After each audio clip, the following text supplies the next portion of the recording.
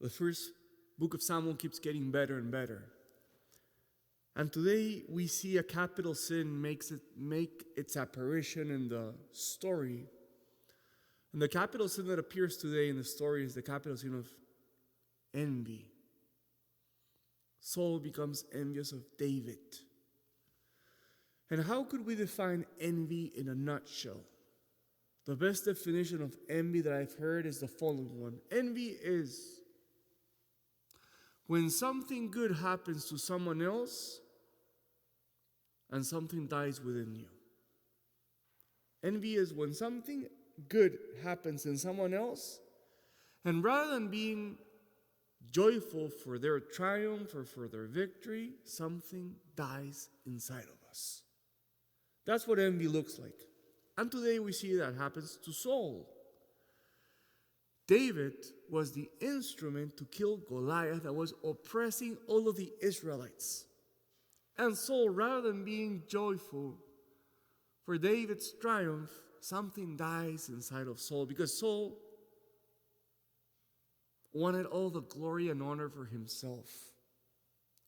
So where does envy stem from? Envy stems from our own insanity.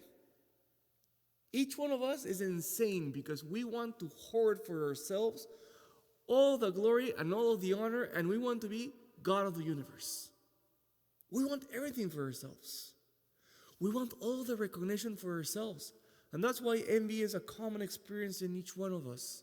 We have all felt envious at some point if we don't feel envious currently. And I think it has to do with that wound from our original sin that we want to be like God of the universe, that hoard all glory for ourselves. Envy is such a powerful capital sin that it appears in many instances in the Old Testament, and it's such a powerful sin that it has homicidal intentions. For example, Cain killed his brother Abel because of envy. And Joseph's brothers wanted to kill Joseph because they were also envious of him. And today Saul wanted to kill David. So there we can see how powerful of a sentiment envy is.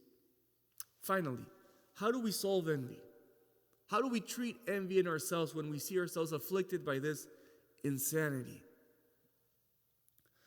I would say the first thing that we have to do is we have to recognize our insanity. And we have to say,